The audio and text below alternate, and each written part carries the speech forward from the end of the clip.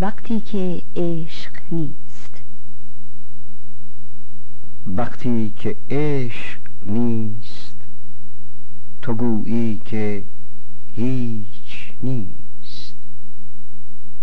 دل مثل یک غروب غمین است و گوشه‌گیر، بر شاخه های کاج صفیر پرندگان گم می شود میان نفیر کلاغ پیر. وقتی که عشق نیست، هیاهوی کودکان پتک غمی است بر سر احساسهای خواب. از برکه ها نسیم نموری نمی وزد، بسته است چشم پنجره ها دور از آفتاب.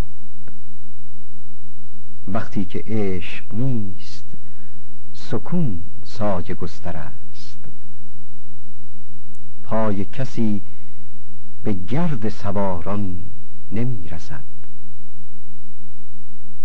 در شهر ریشه ها شر و شور آتش به پاست، دست کسی به دامن باران نمی رسد.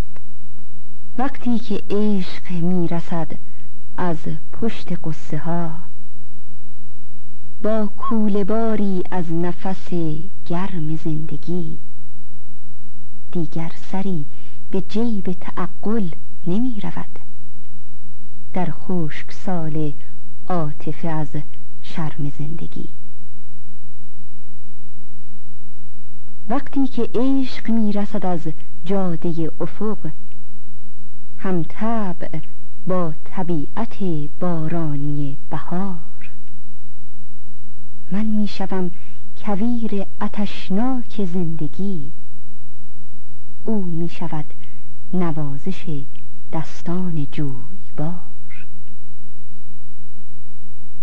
وقتی که عشق می رسد از هر کجا که هست، گل رقص گرم عاطفه آغاز می شود.